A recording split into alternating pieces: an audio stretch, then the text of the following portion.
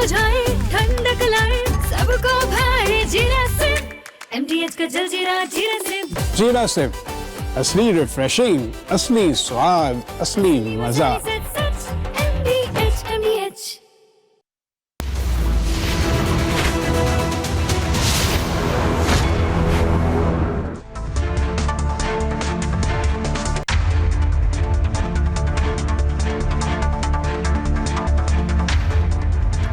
नमस्कार, बहुत स्वागत है आपका। आप देख रहे हैं देश का नंबर 1 न्यूज शो, ये भारत की बात है, और मैं हूं आपके साथ मृदुल शर्मा।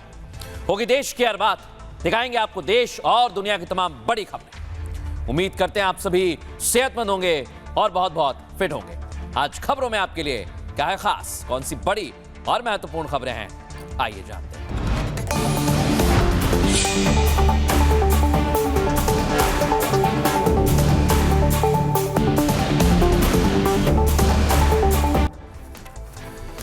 दर्शकों, आज पहली खबर आपको बताऊंगा।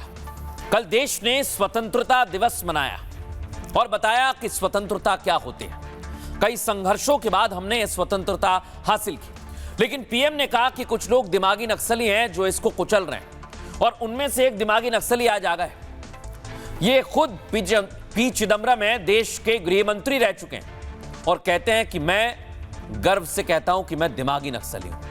सवाल आज पी चिदम्बरम का नहीं है दर्शकों। पी चिदम्बरम क्या अकेले हैं या इनके जैसे सैकड़ों दिमागी नक्सली कांग्रेस में भरे हुए हैं? आज आपको बताएंगे कांग्रेस में आखिर कितने दिमागी नक्सली हैं। देखिए,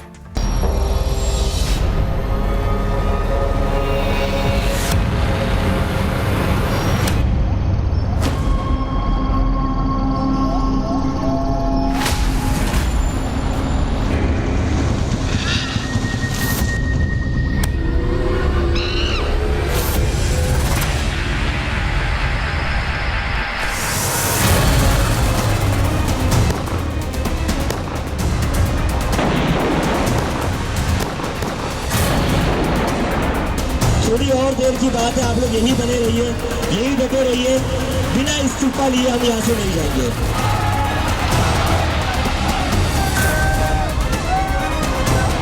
तख्तियां लेना बंद करें, चर्चा और संवाद करें, बातचीत करें। इन दिमागी नक्सलियों को पहचानना होगा, इन दिमागी नक्सलियों को आइसोलेट करना होगा।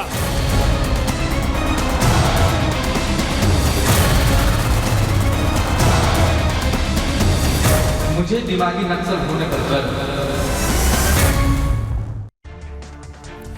लेकिन दर्शकों, मैं बताता हूं कि आज कैसे दिमागी नक्सली बाहर आ गए। इन नक्सलियों को तो आपने देखा होगा जिनका पीएम मोदी ने खात्मा कर दिया है, और पीएम मोदी ने यही कहा लाल किले की प्राचीर से कि हमने नक्सलियों को मुख्यधारा में जोड़ा है। लेकिन अब इन नक्सलियों का क्या किया जाए, जो दिमागी तौर पर अपने आप को नक्सली बताते, कहते कि हां हमें गर्व है कि हम दिमागी नक्सली हैं।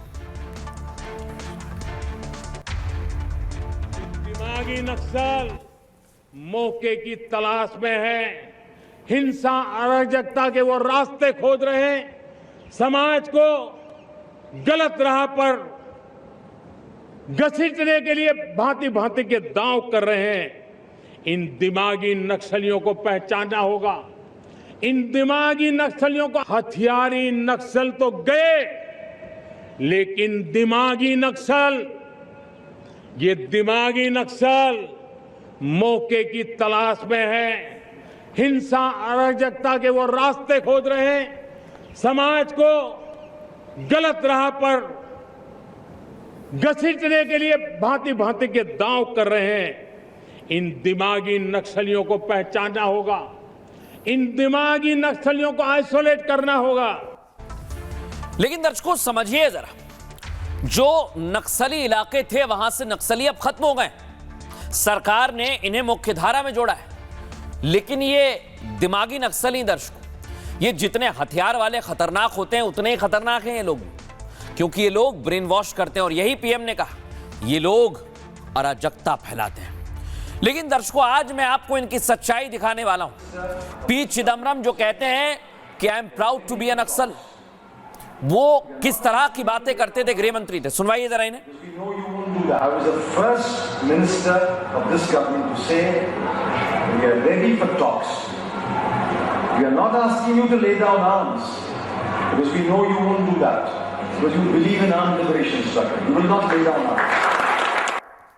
सोचिए आप, चिदम्बरम कह रहे हैं कि हम ये नहीं चाहते आप हथियार डाल दें। वो तो गनीमत रही कि अब नक्सलियों को मुख्य धारा में जोड़ा गया है, लेकिन इन लोगों का क्या करेंगे दर्शकों? ये तो वंदे मातरम का भी अपमान करते हैं। वंदे मातरम का अपमान करने वालों के खिलाफ अब कार्रवाई की मांग की जा रही है और इसको लेकर कहा गया है कि जितने भी लोग वहां पर थे उन पर कड़ा एक्शन लिया जाना चाहिए। स्वतंत्रोत्सवದ ಸಂದರ್ಭದಲ್ಲಿ अब इसकी शिकायत तो हो गई दर्शकों, लेकिन आज गृह मंत्री अमित शाह ने भी इस पर निशाना साधा। सुनवाते हैं मंत्र अमर गान। 80 साल के बाद बंकिम बाबू का ये अमर मंत्र अमर गान जब फिर से सम्मान प्राप्त कर रहा है, वो भी सोनिया जी को राज नहीं आता है। लेकिन सोचिए दर्शकों आप, ये दिमागी नक्सली क्या एक है? नहीं दर्शकों, ये कई दिमागों में फैला हुआ है और ये दिमागी नक्सली देश को गलत रास्ते पर ले जाने वाले हैं। इन्हें पहचानिए, इन्हें समझिए। देखिए रिपोर्ट।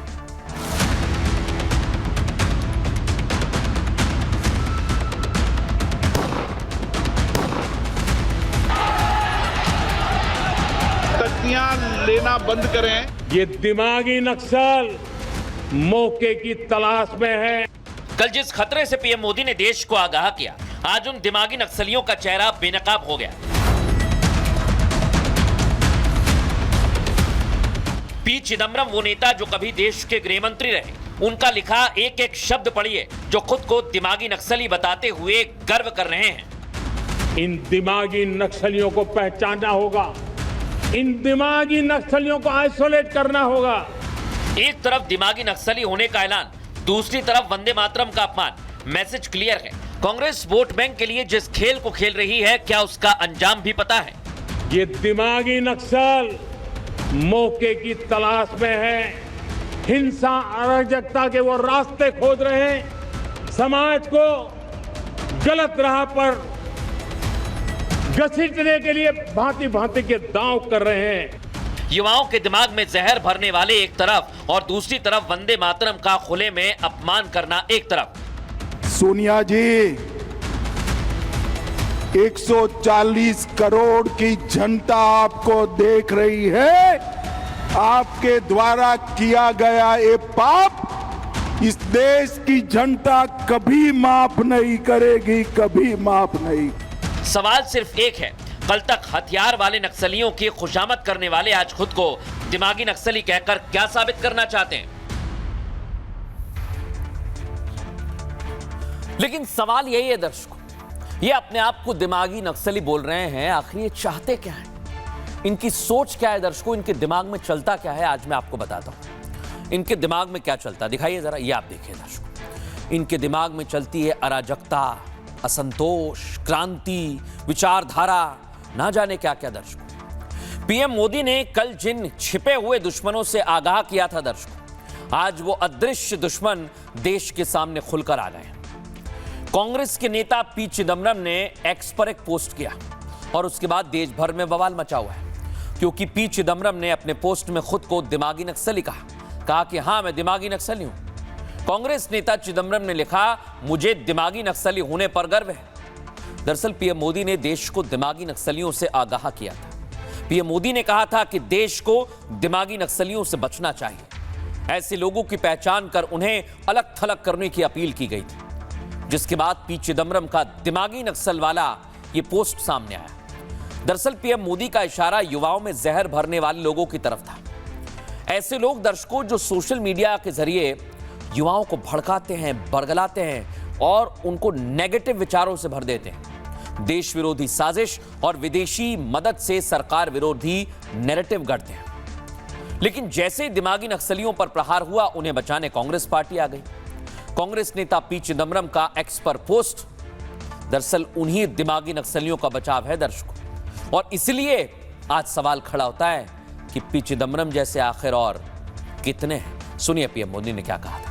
हथियारी नक्सल तो गए, लेकिन दिमागी नक्सल, ये दिमागी नक्सल मौके की तलाश में है, हिंसा अराजकता के वो रास्ते खोज रहे हैं, समाज को गलत राह पर घसीटने के लिए भांति भांति के दांव कर रहे हैं।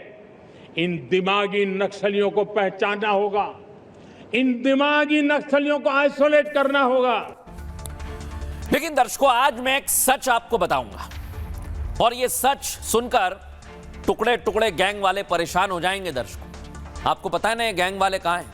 ये जितने भी अवार्ड वापसी वाले गैंग वाले हैं, ये वही हैं दर्शकों। हथियारबंद नक्सल तो आपने देखे होंगे, हालांकि अब ये मुख्यधारा में आ गए, ये रैंप वॉक कर रहे हैं। लेकिन दर्शकों, इन नक्सलियों का क्या?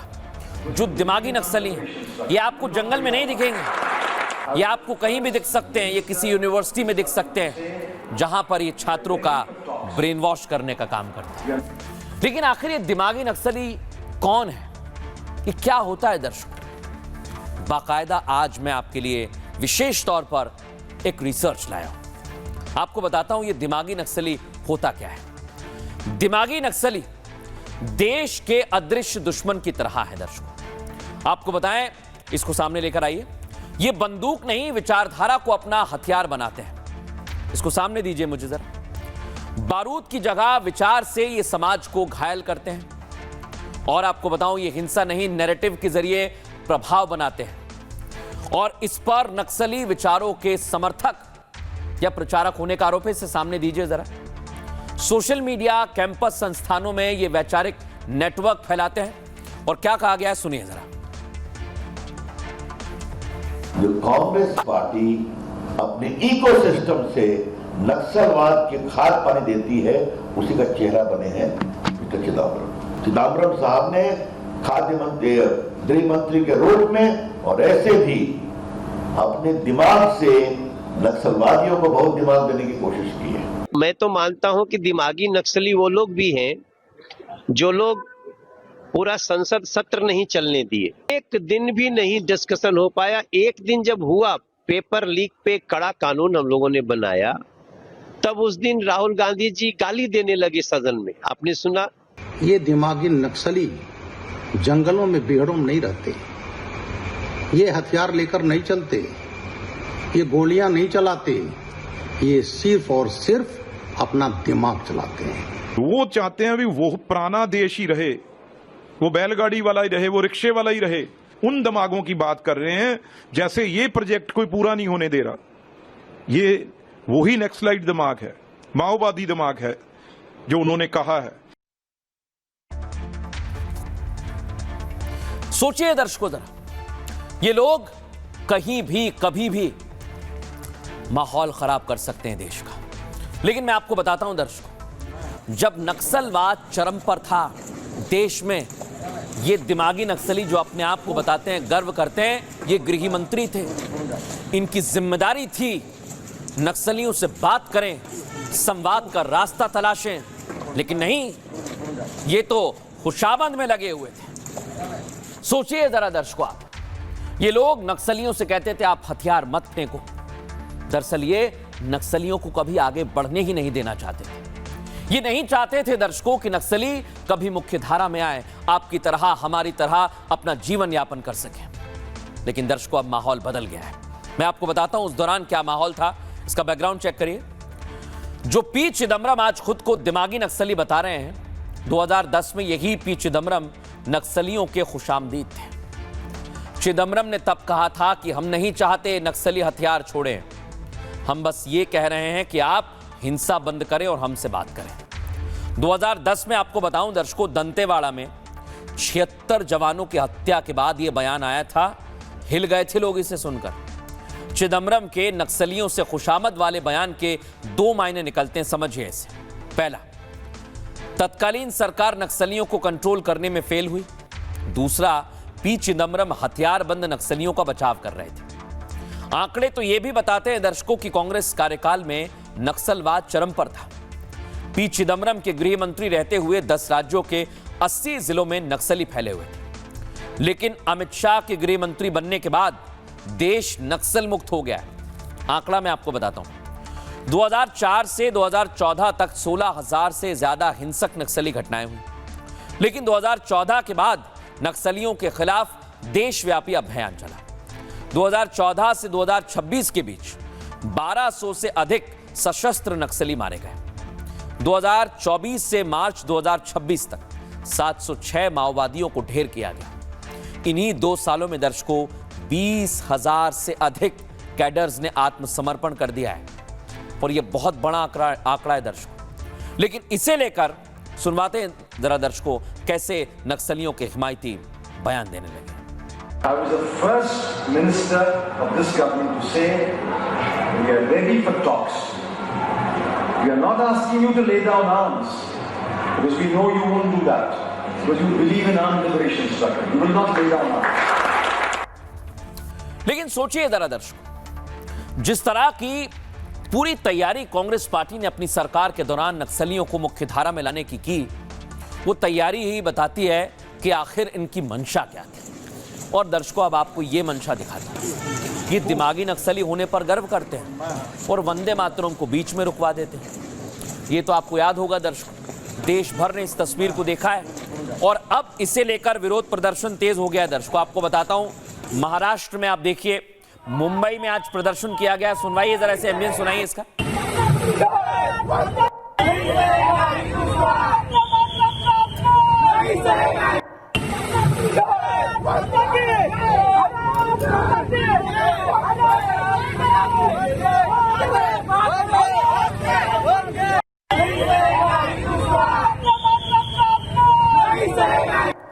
लेकिन दर्शकों इधर आप देख रहे हैं बक्सर बिहार की तस्वीर आपको दिखा रहा हूं। कांग्रेस के खिलाफ यहां भी प्रदर्शन किया गया वंदे मातरम के अपमान पर। सुनवाइए जरा।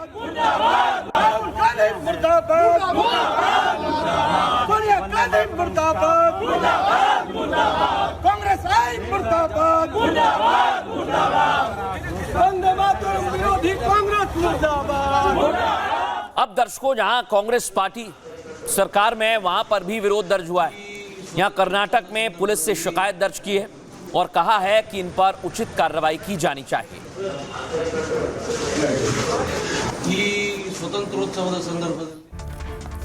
लेकिन सोचिए जरा दर्शकों, जिन्होंने वंदे मातरम लिखा, बंकिम चंद्र चट्टोपाध्याय, उनके वंशज भी अब इस पर विरोध दर्ज करवा रहे हैं और उन्होंने भी कांग्रेस पार्टी पर कार्रवाई की बात कही है। आइए आपको बताते हैं, ये जो कल हुआ दर्शकों, ये देश ने देखा और ये ठीक नहीं हुआ है। वंदे मातरम का अपमान कर कांग्रेस पार्टी बुरी तरह फंस गई है। बंकिम चंद्र चट्टोपाध्याय के वंशज सुमित्रो चटर्जी सुमित्रो और सोनिया गांधी से बिना शर्त माफी मांगने के लिए कह रहे हैं। वहीं गृह मंत्री अमित शाह ने भी आज तगड़ा प्रहार किया दर्शकों। वोट बैंक के लालच में कांग्रेस ने वंदे मातरम को भुला दिया।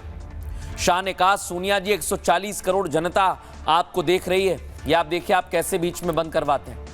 आपका ये पाप इस देश की जनता कभी माफ नहीं करेगी। कांग्रेस में जरा भी शर्म बची है तो हाथ जोड़कर माफी मांगनी चाहिए।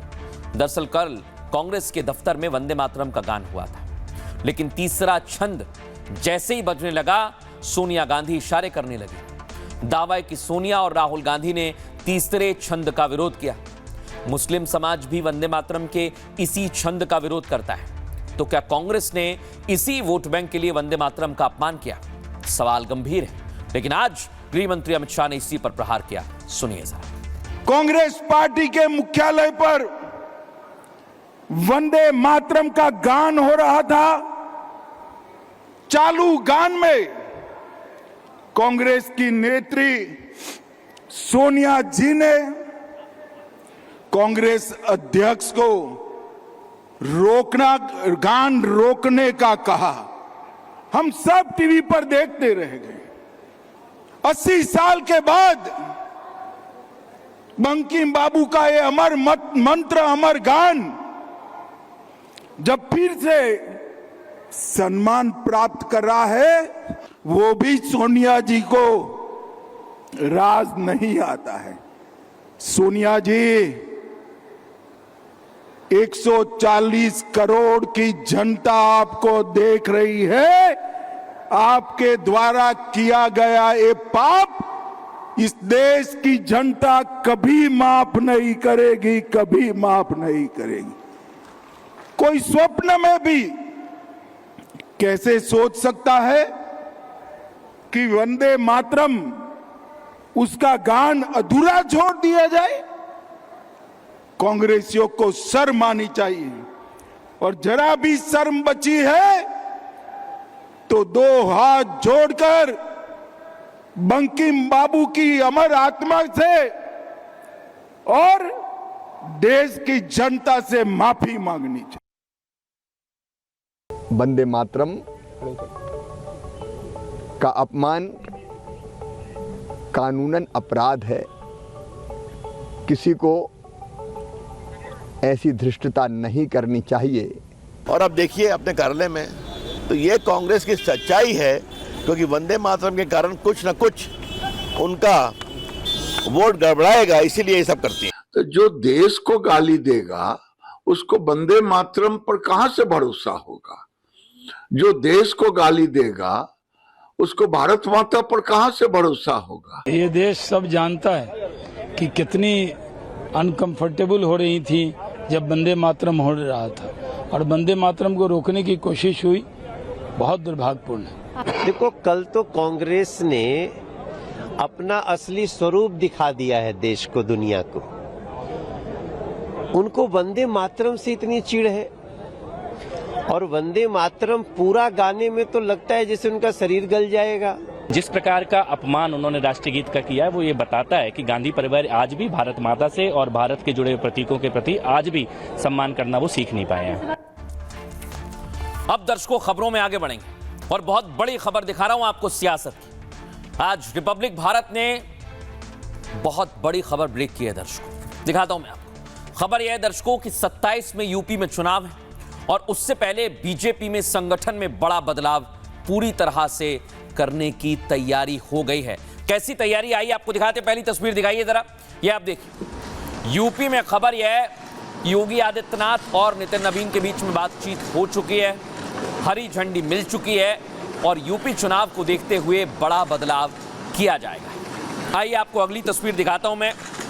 खबर हमारे पास है दर्शकों कि मोदी, योगी और नितिन नवीन की पूरी टीम में युवाओं पर, महिलाओं पर खास फोकस किया जाएगा और इसमें यही तय किया जाएगा कि किसे कितनी जिम्मेदारी दी जानी चाहिए, क्योंकि इन्हीं पर फोकस है। अगली तस्वीर दिखाइए, मूव कीजिए जरा से। ये आप देखिए दर्शकों, सीएम योगी भी चाहते हैं, हाल ही में आपको याद होगा 48 घंटे पहले योगी ने कहा कि हमारा फोकस युवाओं पर है और महिलाओं पर है। दिखाइए इस तस्वीर को जरा।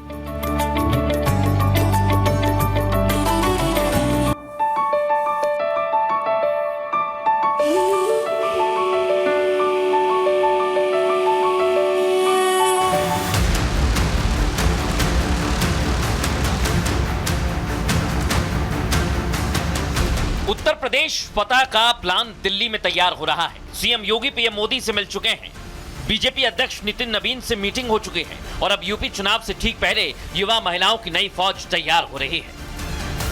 आपकी क्षमता का सही उपयोग करने के लिए उत्तर प्रदेश सरकार एक नई यूथ पॉलिसी बहुत शीघ्र लेकर के आ रही है। यूथ पॉलिसी के माध्यम से प्रदेश के युवा को एक इंटीग्रेटेड अप्रोच के साथ स्किल, इनोवेशन, एम्प्लॉयमेंट को और अधिक मजबूती प्रदान करने में हमें सफलता प्राप्त होगी।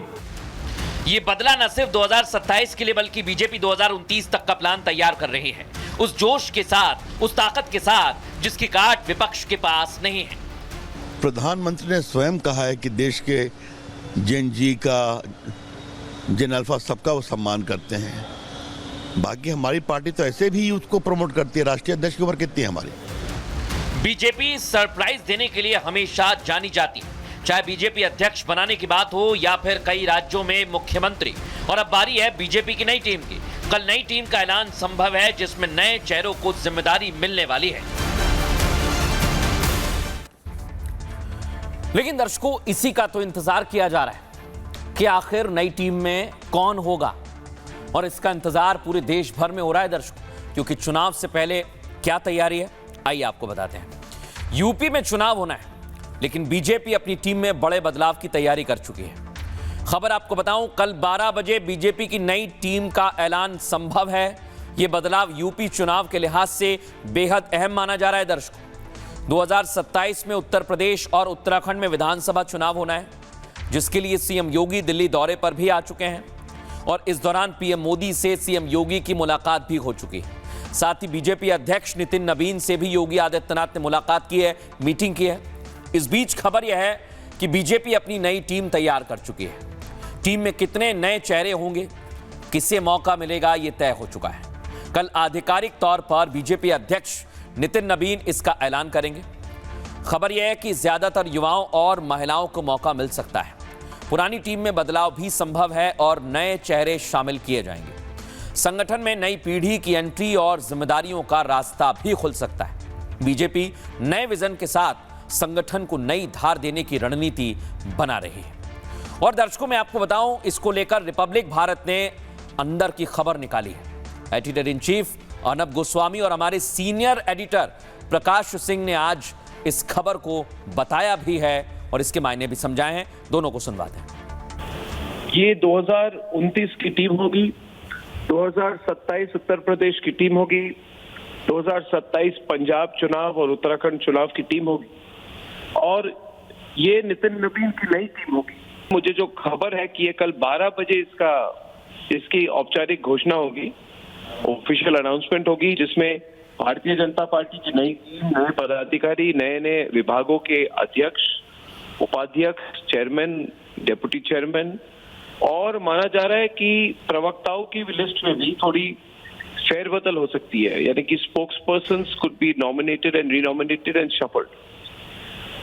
इस वक्त जेन जी यानी कि युवा पर बहुत फोकस है, इसलिए ये भी माना जा रहा है कि युवा पीढ़ी को सामने ले आते हुए एक यंग लीडरशिप, नितिन नबीन खुद ही 46 इयर्स के हैं, तो एक यंग लीडरशिप को सामने लाके जो आक्रामक और एक इन्फ्लुएंशियल, प्रभावशाली तरीके से, इम्पैक्टफुल तरीके से वो कंट्रीब्यूट कर पाएगी। इसीलिए मुझे लग रहा है कि ये बहुत बड़ी घोषणा होगी और पूरी देश की नजर बीजेपी के रीशफल पर होगी।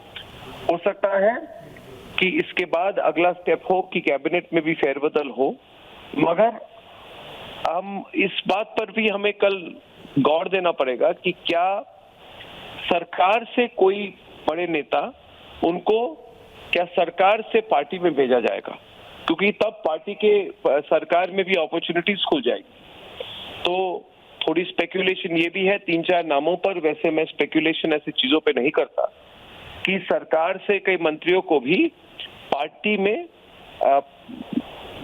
उन्हें जिम्मेदारी दी जाएगी। अगले 5-6 महीने में 5 राज्यों में चुनाव है, खासकर उत्तर प्रदेश जैसे बड़े राज्य और जो कि बीजेपी के लिए बहुत ही महत्वपूर्ण है, तो वहां पर भी सामाजिक रूप से और क्षेत्रीय रूप से, क्योंकि उत्तर प्रदेश का इलाका बहुत बड़ा है, आपको नोएडा के बगल से शुरू होकर बिहार के पूर्वी इलाके तक आता है उत्तर प्रदेश का बॉर्डर, तो तमाम सामाजिक समीकरण है। वेस्टर्न यूपी में जाट है, तो पूर्वी उत्तर प्रदेश में कुशवाहा और कुर्मी बहुल है, प्रयागराज में कोयरी और कुर्मी है, फिर अवध का बेल्ट अलग है। सो बहुत बड़ा इलाका है, उसमें रिप्रेजेंटेशन देने की कोशिश की जाएगी। बहुत सारे ऐसे युवा चेहरे और पुराने चेहरे हैं जो संगठन स्तर पर या पार्टी स्तर पर या सरकार स्तर पर राज्यों में काम करते रहे हैं, उनके अनुभव का इस्तेमाल राष्ट्रीय स्तर पर भी की जा सकती है। अब दर्शकों, खबरों में आगे बढ़ेंगे। एक और बड़ी खबर आपको दिखाते हैं। पाकिस्तान का चेहरा दुनिया जानती है, लेकिन रह रहकर वहां से कुछ ऐसी तस्वीर और ऐसे बयान सामने आते हैं दर्शकों कि हमें दिखाना पड़ता है कि आखिर ये कितने जालिम लोग हैं, कितने झूठे लोग हैं। आज ये जरदारी पाकिस्तान की सच्चाई को छिपा रहा है। पाक में हिंदू या मुसलमान जीना नहीं आसान, ऐसा हम क्यों कह रहे हैं, आज मैं आपको विस्तार से डिटेल में रिपोर्ट दिखाऊंगा। लेकिन देखिए पाकिस्तान में आखिर कैसे हालात हैं।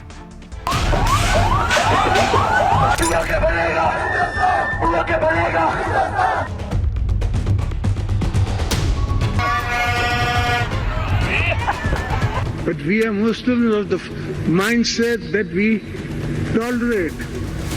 We have 3-4 4% Hindu population in Pakistan.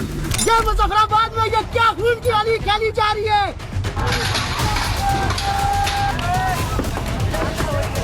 लोगों की बच्चियां उठा के उनके साथ जुल्म और ज्यादती की जाती है, और जब हम इस जबर और जुल्म के खिलाफ आवाज बुलंद करते हैं तो हमारे खिलाफ फितवाएं जारी की जाती हैं। वो हिस्सा जम्मू कश्मीर का वो हमारा ही है। I request to the government of India and especially to Sir Modi ji, please be our voice and help us, the people of Balochistan. दर्शकों, आज मैं आपको पाकिस्तान की सच्चाई बताऊंगा।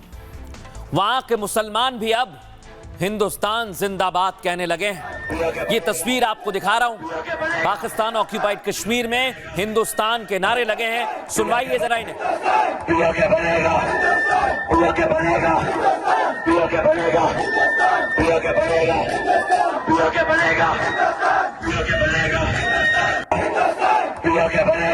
लेकिन दर्शकों, आपको दिखाता हूं मैं, ये जिन्ना जो कन्वर्टेड हुआ था दर्शकों, इसको भी अब चप्पल मारी जा रही है पाकिस्तान में। आप सोचिए वहां पर क्या हालात बन गए। ये जिन्ना पर भी चप्पलों की बारिश हो रही है, क्योंकि इन लोगों ने पाकिस्तान को बर्बाद कर दिया।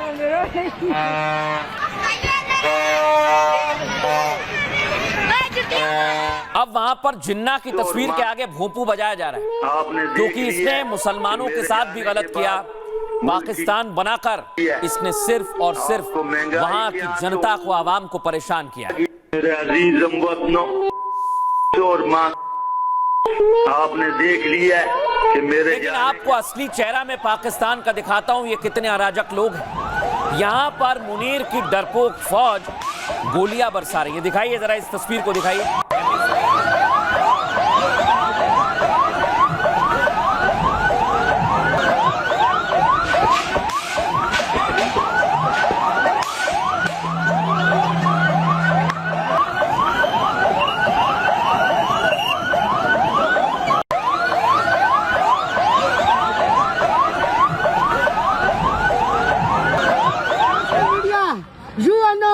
अक़वाम मुत्तहिदा और दुनिया के बैनुल-अक़वामी अदारे ये देखें, ये मुजफ्फराबाद में ये क्या खून की होली खेली जा रही है। ये देखें, ये हमारे नेता लोगों पर गोलियों की बौछार।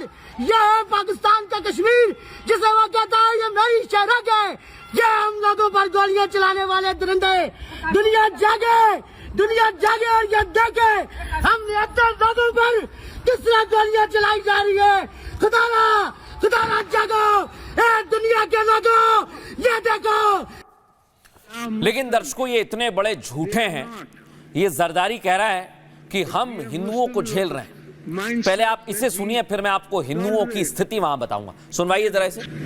We are Muslims, they are not,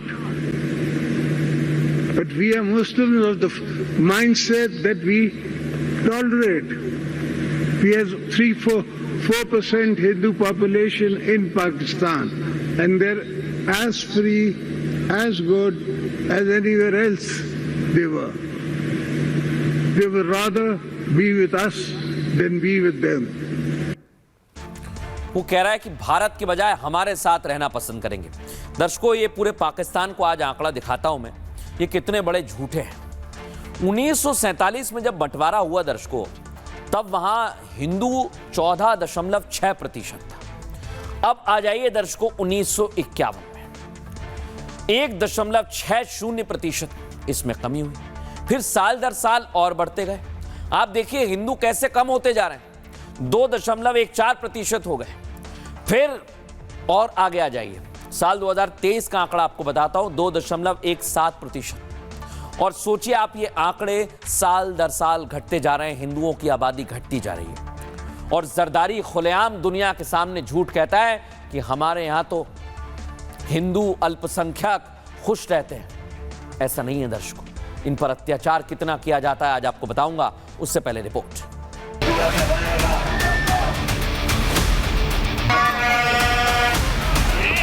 जिस दहशतगर्दी के खिलाफ पाकिस्तानी आवाम सड़कों पर पाक अधिकृत कश्मीर में कत्लेआम हो रहा है, गोलियों की बौछार हो रही है, उस मुल्क का राष्ट्रपति हिंदुओं पर ज्ञान देता है, फतीहा पढ़ रहा है, हिंदुओं को झेलने की बात कह रहा है। But we are Muslims of the mindset that we tolerate. We have 4% Hindu population in Pakistan, and they're as free, as good as anywhere else they were. लेकिन मुनीर की फौज हुकूमत के खिलाफ बच्चा बच्चा सड़क पर आ गया है। जिस जिन्ना ने पाकिस्तान को अलग मुल्क बनाने की जरूरत की, उस जिन्ना की तस्वीर पर गुलामी की चप्पलें बरस रही हैं, भोपू बज रहे हैं, अपने ही देश के मुसलमान बाप बाप कर रहे हैं। फोर्सेस हैं, उन्होंने बर्बरियत की एक इंतहा कर लिया। उधर पूरा पाकिस्तान जो है वो जश्न आज़ादी बना रहा है और हम अपने भाइयों की मैयतें जो है वो ला रहे हैं। ये जुल्म इन फोर्सेस का और ये बर्बरियत दुनिया याद रखेगी। आवाम पूछ रही है, जिस फौज और हुकूमत ने मुसलमानों को नहीं बख्शा, वो दूसरों की सुरक्षा की गारंटी कैसे दे सकते हैं? पीओके के लोग आजादी मांग रहे हैं, भारत से जुड़ने की बातें कह रहे हैं, लेकिन इस्लामाबाद में मुनीर, शहबाज और जरदारी झूठे दावों से सत्ता चला रहे हैं। लेकिन आज मैं आपको दर्शकों बताऊंगा पाकिस्तान में हिंदुओं की सच्चाई क्या है। आपको तो पता होगा पाकिस्तान में शक्तिपीठ है जिसके दर्शन करने नहीं जा पाते हैं, वो लोग परेशान रहते हैं। दर्शकों, पीओके में फौजी हुकूमत के खिलाफ आवाज तेज हो गई है और 15 अगस्त के दिन पीओके में भारत जिंदाबाद के नारे भी लगे। आवाम ने भारत में मिलेगा पीओके जैसे नारे बुलंद की, आवाज बुलंद की, जिससे घबराए मुनीर ने राष्ट्रपति जरदारी को आगे कर दिया। जरदारी ने, आपको बताऊं दर्शकों, पीओके के मुद्दे को भटकाने की पूरी कोशिश की है। पाकिस्तानी राष्ट्रपति ने हिंदुओं पर टिप्पणी कर एक नया विवाद खड़ा कर दिया है। जरदारी क्या कहता है आपको बताऊं दर्शकों, कहता है कि पाक में जो 4% हिंदू हैं उनको बर्दाश्त किया जा रहा है। साथ ही झूठा दावा करता है कि हिंदू पाकिस्तान में ज्यादा सुरक्षित है, जबकि हकीकत यह है दर्शकों, पाकिस्तान में न सिर्फ हिंदू बल्कि पीओके और बलूचिस्तान में तो मुसलमानों पर भी जुल्म होता है। पाक राष्ट्रपति जरदारी ने पाकिस्तान में 4% हिंदुओं की बात की, जिनको आए दिन ऐसे प्रताड़ित किया जाता है। दर्शकों, सच्चाई यह है दर्शकों कि 2023 की जनगणना में सिर्फ 2.17% हिंदू बचे, वो भी पाकिस्तान में सबसे ज्यादा हिंदुओं की संख्या सिंध प्रांत में है। दरअसल पीओके में छिड़े विद्रोह से पाक हुक्मरान टेंशन में है और इसे डाइवर्ट करने के लिए, भटकाने के लिए ये हिंदुओं का मुद्दा उठवा रहे हैं। हालांकि जरदारी भूल गए कि 14% से ज्यादा आबादी वाले हिंदू पाकिस्तान में सिर्फ 2% के आसपास आकर सिमट गए। दावा तो यह भी है कि जरदारी मुनीर के इशारे पर यह बयान दे रहा है और मुनीर को तो हिंदू फोबिया है, क्योंकि देश की सत्ता पर असीम मुनीर का असर बढ़ गया है और यह हिंदू फोबिक असीम मुनीर यही हरकत करता है, आतंकियों को पालता है, हिंदुओं के खिलाफ काम करता है और झूठा बयान दिलवाता है। सुनिए। पाकिस्तान के राष्ट्रपति आसिफ अली जरदारी की तरफ से स्टेटमेंट आया है कि पाकिस्तान में 4% हिंदुओं को बर्दाश्त किया जा रहा है, लेकिन वास्तविकता तो ये है कि वहाँ पर हिंदुओं का प्रतिशत 2.17 है और हिंदू कम्युनिटी नहीं, यदि हम माइनॉरिटीज़ में देखें तो वहाँ पर फिर दूसरे भी ऐसे जो इस्लाम को ना मानने वाले लोग हैं, तो हम सिख समुदाय देख सकते हैं, जैन समुदाय देख सकते हैं, बौद्ध समुदाय देख सकते हैं। वहाँ माइनॉरिटीज़ की क्या स्थिति है पूरी दुनिया इस बात को जानती है, अलग अलग इंटरनेशनल रिपोर्ट्स में इस बात का उल्लेख है। और पीओजे के बलूचिस्तान में जिस तरह से वहाँ की सेना ने वहाँ की जनता के हाल किए हैं, तो इस तमाम चुनौतीपूर्ण स्थिति में अपना गिरेबान देखने की बजाय, अपनी चीज़ों को ठीक करने की बजाय, जिस प्रकार से पाकिस्तान के राष्ट्रपति ने ये स्टेटमेंट दिया है, तो वो कहीं ना कहीं जो एक्चुअल इशू है उससे लोगों का ध्यान भटकाने के लिए हिंदुओं को कहीं ना कहीं टारगेट पे ला करके उन्होंने इस तरह का स्टेटमेंट दिया है। लेकिन दर्शकों, सिर्फ बात इतनी नहीं है। मैं आपको बताऊं दर्शकों कि जिस तरह की स्थिति पाकिस्तान में बनी हुई है, उससे यह साफ समझ आता है कि अभी हिंदू ही नहीं, क्रिश्चियंस भी टारगेट पर है। यानी पाकिस्तान में रहने वाले अल्पसंख्यकों को टारगेट किया जा रहा है। उसका सबूत दर्शकों मैं आपको दिखा रहा हूं, दिखाइए जरा इसे।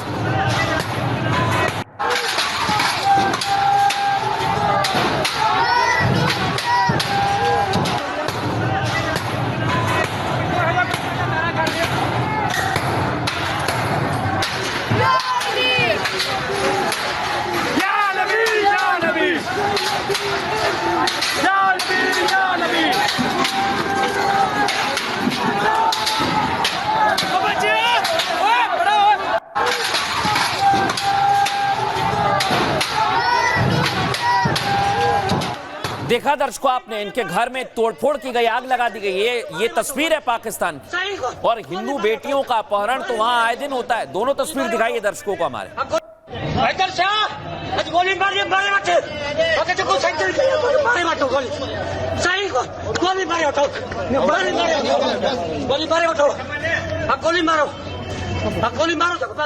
लेकिन वहां का सच वही आवाम की जुबानी आपको सुनवाता हूं दर्शकों, सुनवाइए। आवाज बुलंद करते हैं, लोगों की बच्चियां उठा के उनके साथ जुल्म और ज्यादती की जाती है। और जब हम इस जबर और जुल्म के खिलाफ आवाज बुलंद करते हैं तो हमारे खिलाफ फितवाएं जारी की जाती हैं। अभी नवंबर 2025 में मेरे खिलाफ सरहदी ग्रुप, जो कि हमारे मिरपुर खास और हैदराबाद डिवीजन में हमारी नाबालिग बच्चियां उनके मजहब तब्दील कराने में मुलविस रहा है, उनकी तरफ से मुझ पर फितवा जारी की गई। तो मैं इस्लाम दुश्मन हूं, मैं मुल्क दुश्मन हूं, मैं इसराइल का एजेंट हूं, राह का एजेंट हूं।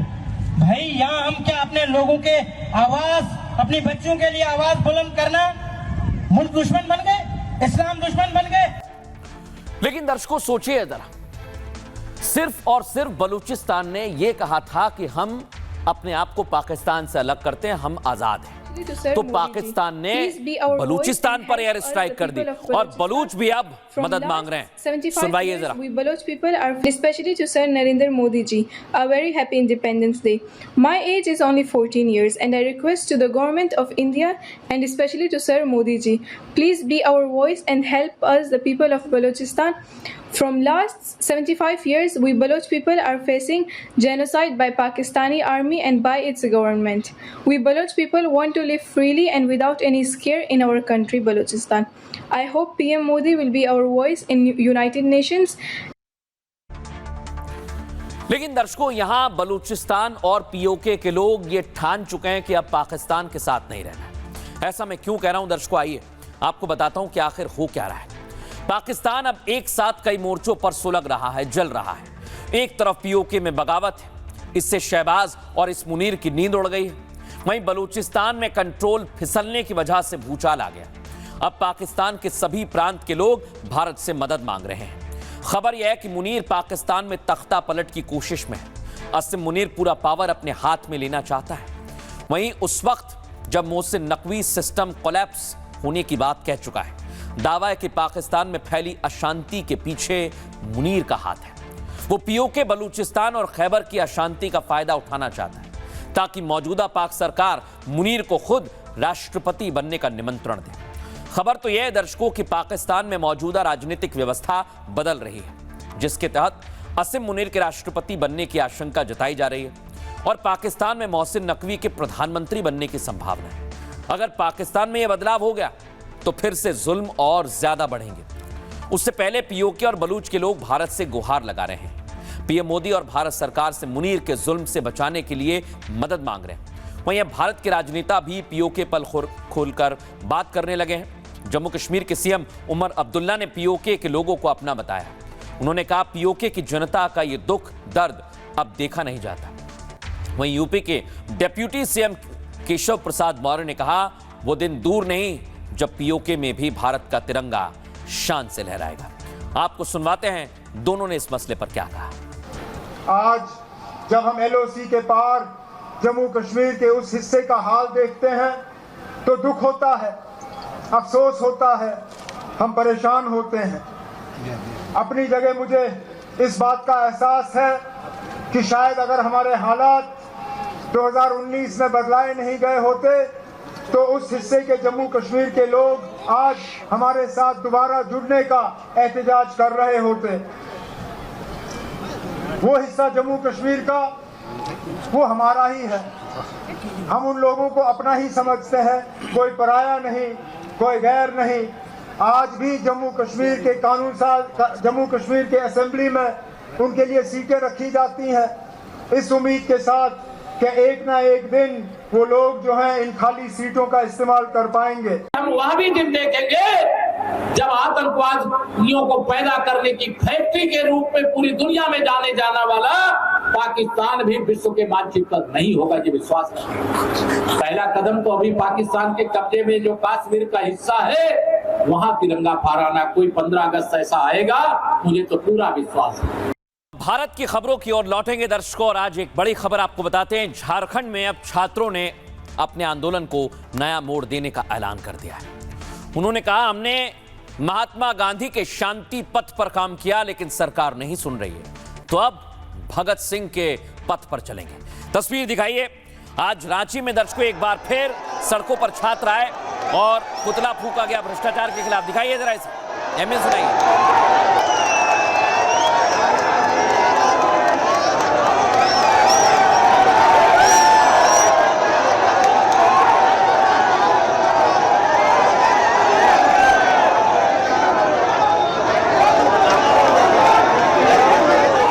दर्शकों, आज तमाम छात्र पहुंचे यहाँ पर और सोरेन और राहुल गांधी के खिलाफ नारेबाजी की गई क्योंकि सरकार ने अभी तक इनकी मांगों पर विचार नहीं किया। सुनवाइए जरा इन्हें।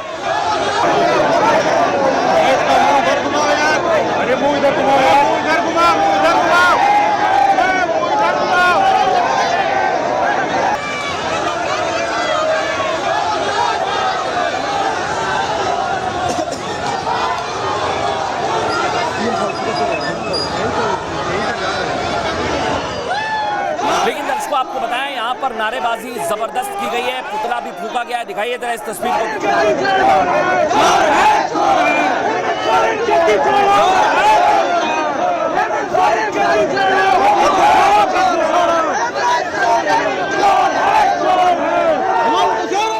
लेकिन दर्शकों, अब वहां पर जो छात्र भूख हड़ताल पर बैठे हुए हैं उनकी तबीयत खराब हो रही है। सुनिए जरा वो क्या संदेश दे रहे हैं। मुझे हंगर स्ट्राइक का 13वां दिन हो चुका है। मेरी तबीयत बहुत ज़्यादा रात से बिगड़ चुकी है। मुझे नहीं पता कि मैं कितना दिन जिंदा रहूँगी। मुझे नहीं पता कि मैं इस जंग को और कितने दिन तक झेल पाऊँगी, लेकिन फिर भी मैं अंदर से मजबूत हूँ, स्ट्रांग हूँ, क्योंकि मुझे लड़ना है। मुझे इस भ्रष्ट सिस्टम से लड़ना है। रूपरेखा। लेकिन दर्शकों आपको बताएं, अब छात्रों ने कह दिया कि हम इस आंदोलन को आगे बढ़ाएंगे लेकिन भगत सिंह के पथ पर। सुनवाइए। हम अब भगत सिंह अपना आंदोलन का रूपरेखा अब चेंज कर रहे हैं। बहुत हो गई गांधीवादी, बहुत हो गया सभ्य तरीके से। अब इन लोग नहीं समझ रहे। हम अब भगत सिंह का रुख अपनाने जा रहे हैं। अपना आंदोलन का रूपरेखा अब चेंज कर रहे हैं। बहुत हो गई गांधीवादी, बहुत हो गया सभ्य तरीके। सोचिए जरा दर्शकों, छात्र इतने लंबे समय से प्रदर्शन कर रहे हैं और उनकी छोटी सी मांग है कि जांच सीबीआई को दे दे, लेकिन हेमंत सोरेन इस जांच को हरी झंडी नहीं दे रहे हैं। दर्शकों, क्यों नहीं दे रहे हैं? सवाल तो यही है कि आखिर हेमंत सोरेन को डर किस बात का है? झारखंड के छात्रों के प्रोटेस्ट को 23 दिन पूरे हो चुके हैं। शांतिपूर्ण प्रोटेस्ट के बाद अब छात्रों ने अपना रुख बदल दिया है। अब तक आंदोलनकारी छात्र सीबीआई जांच की मांग कर रहे थे, लेकिन अब जेएसएससी रिफॉर्म मंच ने बेरुखी का आरोप लगाया और सीएम हेमंत सोरेन के खिलाफ इस्तीफे की मांग की। मंच से ऐलान हुआ कि आंदोलन महात्मा गांधी के पथ पर नहीं, अब आंदोलन भगत सिंह के रास्ते पर चलेगा। विरोध प्रदर्शन में छात्र नेता रविंद्र पासवान भी पहुंचे। उन्होंने कहा, हम अपने आंदोलन का तरीका बदल रहे हैं क्योंकि हमारी बात सुनी ही नहीं जा रही है। हमने गांधीवादी तरीके से शांतिपूर्ण प्रदर्शन भी किया, उसका सहारा लिया, लेकिन अब हम आंदोलन को आगे बढ़ाने के लिए भगत सिंह का रास्ता अपनाएंगे। छात्रों ने अब 18 अगस्त तक सभी मांगे पूरी होने का अल्टीमेटम दे दिया है। अगर 18 अगस्त तक उनकी मांगों पर विचार नहीं हुआ तो सभी 24 जिलों में प्रदर्शन होगा। साथ ही 20 अगस्त को मुख्यमंत्री आवास का घेराव करने का भी ऐलान किया गया है। इसको लेकर छात्र नेता क्या कह रहे हैं, सुनिए। अपना आंदोलन का रूपरेखा अब चेंज कर रहे हैं। बहुत हो गई गांधीवादी, बहुत हो गया सभ्य तरीके से। अब इन लोग नहीं समझ रहे। हम अब भगत सिंह का रुख अपनाने जा रहे हैं। इसके लिए सरकार अगर हमारे सीने में गोली भी मार दे, हम गोली खाने के लिए तैयार है। जब तक हमारी मांगे पूरी नहीं हो जाती, हम लोग अपना आंदोलन को जारी रखेंगे। 18 तारीख तक सरकार को अल्टीमेटम दे रहे हैं, हमारी मांग को पूरा कीजिए। जेएसएससी रद्द कीजिए। टीडीपीएल एजेंसी द्वारा लिए गए तमाम एग्जाम को रद्द करते हुए सभी में सीबीआई जांच कीजिए। अगर ऐसा नहीं करते हैं, झारखंड के लाखों छात्र नौजवान 20 तारीख को सीएम आवास का घेराव करेंगे। लेकिन दर्शकों सोचिए जरा, छात्र अगर अब भी आंदोलन पर डटे रहे और अगर सरकार ने उनकी मांग नहीं सुनी तो आप ये मानकर चलिए कि सोरेन सरकार की दिक्कत बढ़ जाएगी।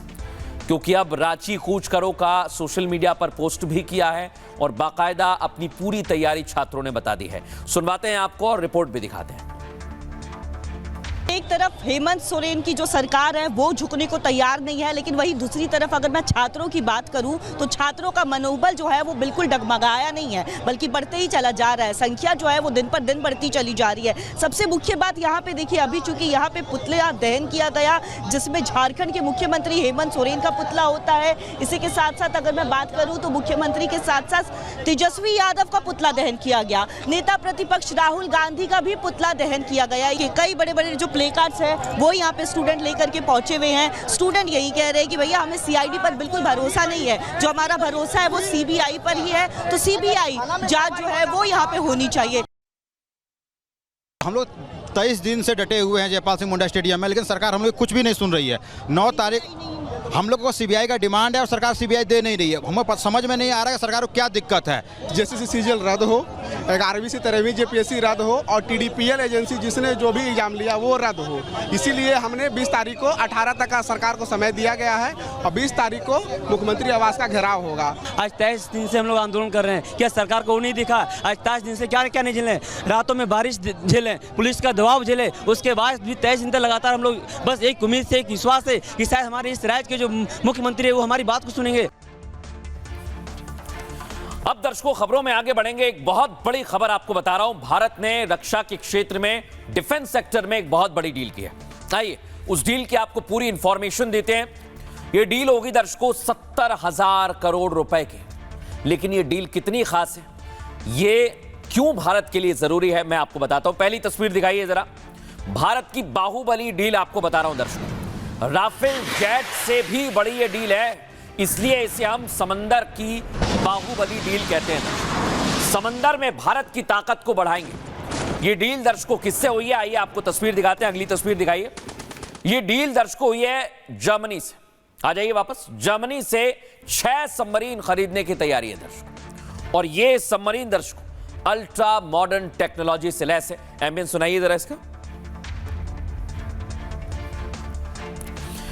लेकिन दर्शकों आपको एक बड़ी बात बताता हूं, ये जो डील है ये इसलिए राफेल से बड़ी है क्योंकि ये 70,000 करोड़ रुपए की डिफेंस डील है। लेकिन आप कहेंगे कि आखिर भारत को इससे फायदा क्या है, आइए आपको बताता हूं। अगली तस्वीर दिखाइए जरा, मूव कीजिए। ये डील दर्शकों समंदर में चीन की घेराबंदी के लिए बहुत जरूरी है, और भारत समंदर में अपनी ताकत को बढ़ा रहा है और भारत ने उसके लिए पूरी तैयारी करनी है।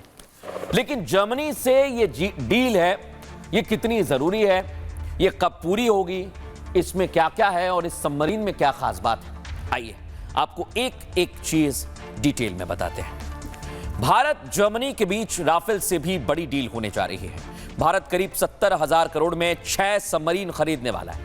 यही है वो सबमरीन। ये डिफेंस डील भारतीय नेवी को समंदर का बाहुबली बना देगी। प्रोजेक्ट 75, प्रोजेक्ट 75 इंडिया के तहत 6 आधुनिक पनडुब्बियां बनाई जाएंगी।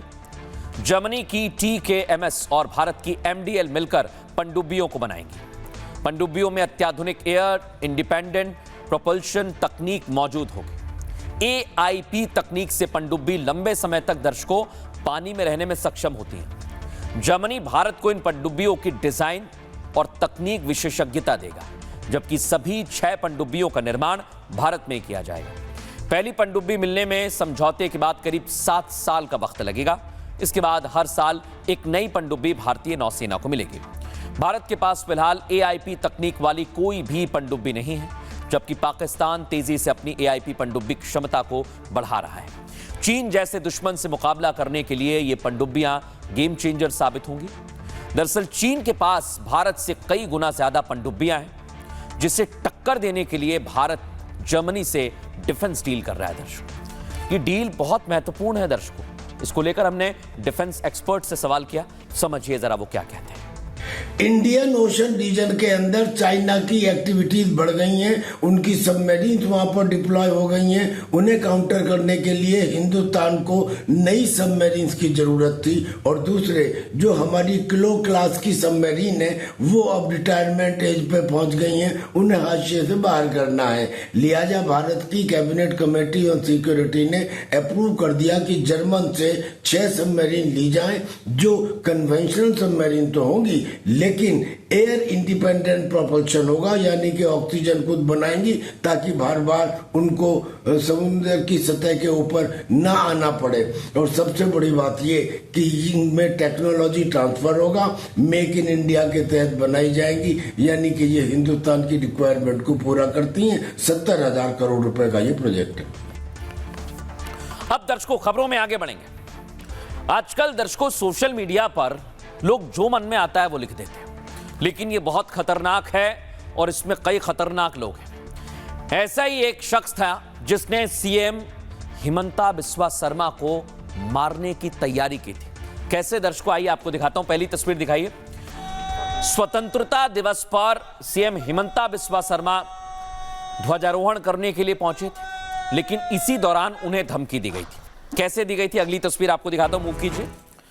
यह है दर्शकों, जब हिमंता ध्वजारोहण कर रहे थे उसी दौरान ये आप देखिए, अब्दुल मुतालिब ये धमकी भरा कोट लिखता है यहां पर और पूरी तैयारी करता है कि आप अगर मारना चाहते हैं तो मुझे इस मोबाइल नंबर पर फोन लगाएं। दर्शकों, बाकायदा इसने पूरी तैयारी की थी। अब दर्शकों, मैं आपको एक और तस्वीर दिखाता हूं, अगली तस्वीर दिखाइए, आप देखिए। ये दावा करता है कि 1 करोड़ रुपए दोगे तो मैं सीएम को भी मार दूंगा।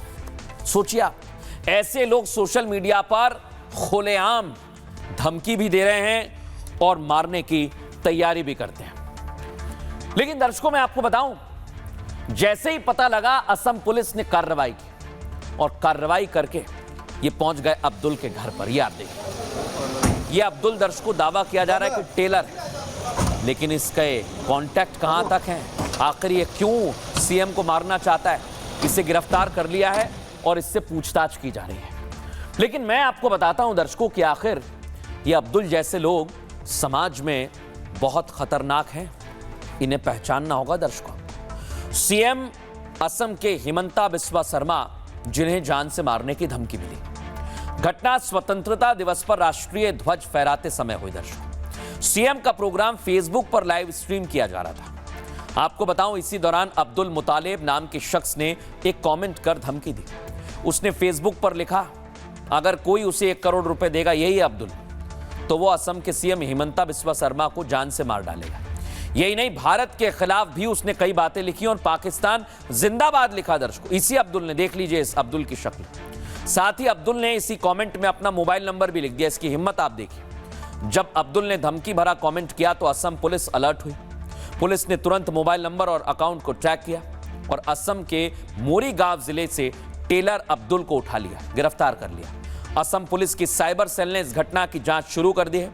आपको बताऊं, असम के डीजीपी का कहना है कि जल्द ही बड़ी कार्रवाई की जाएगी। इससे पहले असम के सीएम हिमंता बिस्वा शर्मा ने शुक्रवार को कहा था, मुस्लिम लीग की तरफ से थोपे गए विभाजन के जख्मों को भुलाया नहीं जा सकता और किसी को फिर से देश को नुकसान पहुंचाने की इजाजत नहीं दी जाएगी। लेकिन ऐसे ही अब्दुल आ गए और इन्हीं अब्दुलों पर कार्रवाई की जा रही है ताकि ये कोई भी गलत काम करने से पहले 1 नहीं 10 बार सोचे। अब खबरों में आगे बढ़ेंगे दर्शकों। आज एक और बड़ी खबर लाया हूं। बिहार में दर्शकों गजब होता है। आपने देखा होगा, सोशल मीडिया पर भी कहा जाता है ये बिहार है, यहां पर ना जाने कब क्या हो जाए। अब यहां पर एक घोड़ा जो शराब तस्करी कर रहा था, ऐसा ही दिमाग हमारा भी चकरा गया। दर्शकों, आपको बताता हूं हुआ क्या। इस खबर को दिखाइए जरा, पहली तस्वीर दिखाइए। ये घोड़ा है दर्शकों, ये थाने के सामने खड़ा है। पहले तो दिखाइए जरा इसकी तस्वीर। ये थाने के सामने खड़ा है और इसे पुलिस वाले पकड़ कर लाए। ये घोड़ा शराब तस्करी करता है। दर्शकों, आपने चूहों का तो सुना होगा, चूहा चोर निकला था, लेकिन अब मैं आपको बताता हूं दर्शकों, दावा किया जा रहा है कि 200 बोतल विदेशी शराब की लेकर आ रहा था ये घोड़ा। लेकिन सवाल ये, क्या सिर्फ घोड़ा ही है? ये जो शराब है दर्शकों, वो हम आपको दिखा रहे हैं। लेकिन दर्शकों, दावा किया जा रहा है, पुलिस ने भी बताया कि हमने इस घोड़े को गिरफ्तार कर लिया है। ये बिहार में मोतिहारी पुलिस का पोस्ट आपको दिखा रहा हूं। लेकिन सवाल ये दर्शकों, सोचिए आप जरा, क्या घोड़ा कोई बयान देगा? क्या घोड़ा ये बता पाएगा कि आखिर चोरी किसने की है या ये तस्करी कौन कर रहा था? कैसे बता पाएगा? सोचिए जरा। मैं आपको बताता हूं दर्शकों, आखिर आज इसे लेकर किस तरह से फ्रेम बताइए, सोचिए जरा दर्शक, इसको लेकर अलग अलग दावे किए जा रहे हैं। आइए जरा मैं आपको बताता हूं। घोड़ा दर्शकों शराब तस्कर निकला। बिहार में शराबबंदी को नाकाम करने के लिए तस्कर नए नए तरीके अपना रहे हैं। पुलिस ने इसी शराब तस्करी के एक अनोखे तरीके का पर्दाफाश किया। ये तरीका इतना अनोखा था जिसे जानकर हर कोई हैरान हो गया। बिहार के मोतिहारी में शराब ढोने के लिए ये घोड़ा लेकर आए दर्शकों, देखिए आप। दरअसल पहाड़पुर में पुलिस ने गुप्त सूचना के आधार पर यह कार्रवाई की है। पुलिस ने छापा मारा और घोड़े पर लदी हुई शराब की खेप बरामद की, जिसमें करीब 200 बोतल विदेशी शराब की है और इसकी मात्रा 53 लीटर बताई जा रही है। पुलिस ने शराब जब्त करने के साथ ही घोड़े को भी पकड़ा और थाने लेकर आ गई है। हालांकि पुलिस का कहना है कि इसके पीछे और कौन लोग हैं, इसकी भी पूरी जांच पड़ताल की जाएगी। कानूनी प्रक्रिया जारी है। इसी कार्रवाई के बाद यह मामला चर्चा का विषय बन गया है और इस मामले में पुलिस ने एक शराब तस्कर को भी गिरफ्तार किया है। शराब की खेप कहां से लाई गई थी, इसकी जानकारी जुटाई जा रही है। पुलिस अब इस नेटवर्क से जुड़े हुए अन्य लोगों की तलाश में जुटी हुई है। सोचिए दर्शकों, बिहार में ऐसी भी कार्रवाई की जाती है। बहरहाल, खबरों में आगे बढ़ेंगे। एक आपके काम की खबर है। अगर आपके घर पर गैस सिलेंडर है, यानी एलपीजी सिलेंडर है, तो आपके काम की खबर है, क्योंकि एलपीजी गैस की ई-केवाईसी बहुत जरूरी है दर्शकों। अगर आपने नहीं कराई है तो काम की खबर बता रहा हूं, तारीख बढ़ गई है। पहली तस्वीर दिखाइए जरा। एलपीजी गैस सिलेंडर की डेडलाइन थी 16 अगस्त। ई-केवाईसी कई लोगों ने नहीं कराई तो इस तारीख को आगे बढ़ाया है। अब डेडलाइन हो गई है 23 अगस्त की। अगली तस्वीर दिखाइए, मूव कीजिए इसे। ई-केवाईसी दर्शकों बहुत जरूरी है। इसकी पूरी प्रक्रिया क्या है, ये कैसे की जाती है, आज मैं आपको इसकी एक एक डिटेल बताने वाला हूं। क्योंकि एलपीजी भारत में कई जगह पर अभी भी है, कई जगह पर पीएनजी भी है। लेकिन आपको दिखाते हैं दर्शकों, इसकी सामने टिप्पी दीजिए।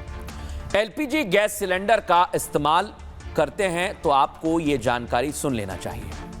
अगर आप तक एलपीजी गैस कनेक्शन है आपके पास और आपने ई-केवाईसी नहीं कराई है तो पूरी इंफॉर्मेशन मैं आपको देता हूं। इसे तुरंत पूरा कर लेना चाहिए आपको। सरकार आपको एक और मौका दे रही है।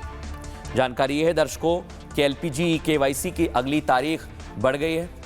पहले तारीख 16 अगस्त थी, लेकिन 16 अगस्त ये तारीख तय की गई थी। कई लोगों ने ई-केवाईसी नहीं कराई तो इस तारीख को अब आगे बढ़ा दिया गया है और तारीख हो गई है 23 अगस्त 2026।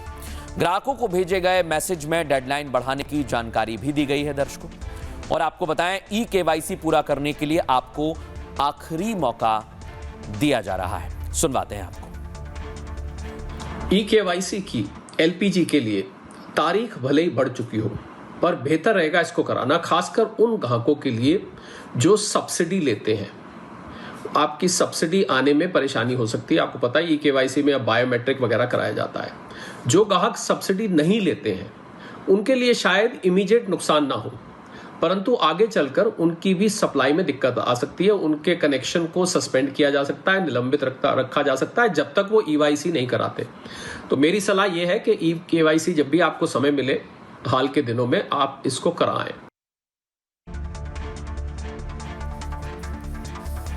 दर्शकों सोचिए आप, एलपीजी गैस सिलेंडर आप लोगों के लिए बहुत जरूरी है। अगर आपने अभी भी ई-केवाईसी नहीं कराई तो वक्त रहते करा लीजिए। बहरहाल आगे बढ़ेंगे और बात करेंगे आज के सूत्र की। आज का सूत्र लिया है भगवान श्री कृष्ण से।